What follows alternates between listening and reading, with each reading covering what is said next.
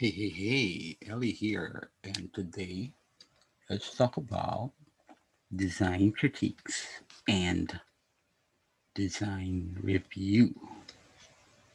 Design review. What is the difference between a design critique and a design review? So, in yesterday's episode, we talked about design critique, and according to this, a design critique refers to understanding a design and giving feedback on whether it meets its objectives. It's usually a group conversation with the goal of improving a design. Now, according to this, there are two different versions, a critique and a review. Two breeds. Standalone critiques are gatherings with sole purpose of improving a particular piece of work. Design reviews, in contrast, are usually evaluations of design based on heuristics. They can be done by a usability expert or in a meeting held at the end of a creative process in order to gain approval and move forward. Right? These are this is an important distinction for us to remember. Now, it's confusing because if you look at articles online, they mix design reviews and critiques because, okay, calling it a design review rather than a critique was an important distinction for us. Critique carries an expectation that the work will be criticized rather than the goal is to facilitate the conversation through these meetings. So in this case, he calls it a review and not a critique. And if you look in some websites, when they talk about the review, they talk about improving a design. The objective of these meetings is to give a designers valuable, relevant, and complete feedback so they can take away and use to improve their work. So this is how a design review is done in abstract.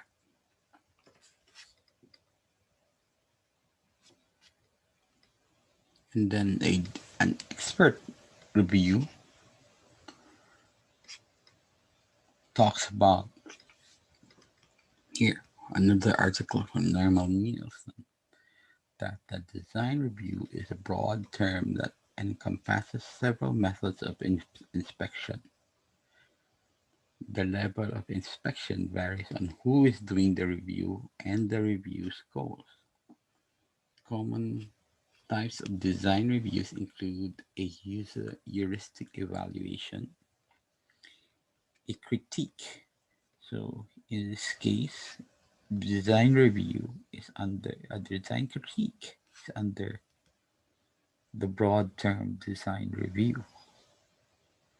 But there's a different, it's also different from an expert review, where an expert inspects the system. Okay, so we have different kinds of explanations. So given this, which one actually makes sense? Which one do we follow, right? Let's go to an article by Adam Connor on design reviews and design critique.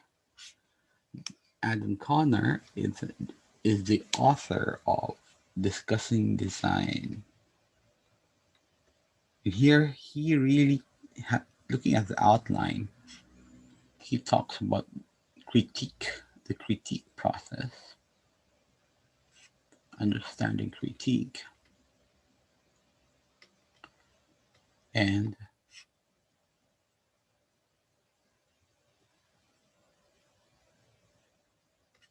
a design review. So here he's indicating um, how it's different from a design review, the design critique. In this 2013 article, he summarizes it simply by reviews are about approval, not improvement. So a design review is used as a means of getting everyone's okay in order to move up to the next step of the process. Is everyone okay with it, with the design? So we can move to the next step. Critique, on the other hand, is not about approval at all. It is about improvement. The conversations that take place during a critique are not about reaching some point where it's okay to do something else. They are about the goals and principles you've set out to establish how well your designs address them. Now, these are interesting discussions as well, which seems to run different from the definition here by abstract and some of the words, the phrases being used by Norman Nielsen. Funny enough, it's similar to this one, which is a 2016 article. Uh, there are standalone critiques, and they call it a standalone critique versus a design review. And a standalone critique are for improvement, then a design review are evaluations. So this definition is similar, much more similar to um, this definition. I believe in the end, this will depend on you and your team and how you agree on the process itself. Um, Aaron Adam Connor presents a nice discussion here um, that are good points to take a look at. One is on the project timeline. Um, Critique is a design tool. It is a tool that a designer everyone can put to use whenever he feels everyone are at a point they're stepping away from the work they've done, and analyzing it will help them in determining what kinds of adjustments they make. It requires iteration. So critique is a design tool and gives time for iteration. But design review doesn't usually permit this. The timing of a design review often doesn't permit this. When approval is not reached within a review, anytime that comes after reviewers look on as the lens with the lens of hurry up and get the changes before people ask for before we can get there. Okay. Okay. And I think this applies to my experience in design critique and design review work. When we talk about design critique, we do have time to improve the design with discussion with the rest of the team on the direction of the design as well. Meanwhile, we do have sessions. We don't call them design reviews, but basically similar to the concept here of a design review, where a stakeholder, once we feel design is sufficient enough for to be submitted for a review by the product owner or the stakeholders or the client, that's when we move to a design review, right? And there's also a point on how many people should be attending. and the intent. So if it's for improvement, it's a critique. If it's for approval, it's a review. And I like this definition. Although you see in different websites, they have different understandings and definitions as well.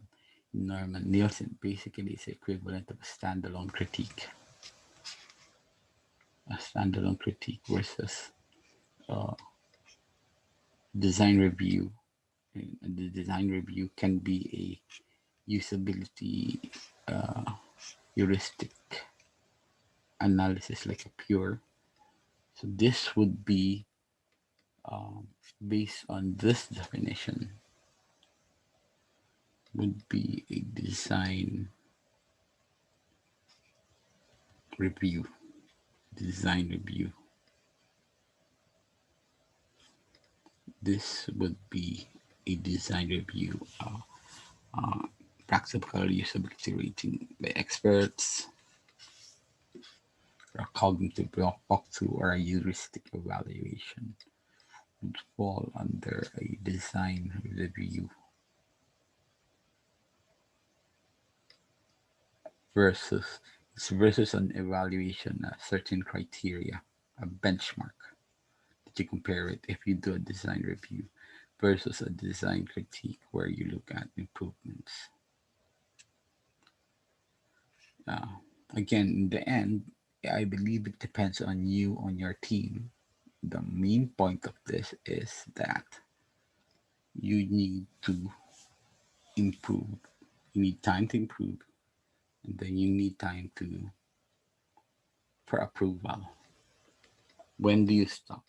When do you have no more time for iterations and need time to get an approval? I think that's a very good distinction, right? I hope this is of value to you. If you found value in this, look at the rest of the series on learning experience design. I'm Ellie. I'm a user experience. I'm a customer experience head in a digital transformation office, and I'm not feeling too well today, so I didn't. I'm talking slower than usual. Anyway, um, take a look at the rest of the series on Ellie.cx, and I hope your day will be as awesome as you are. Bye bye now. Bye bye.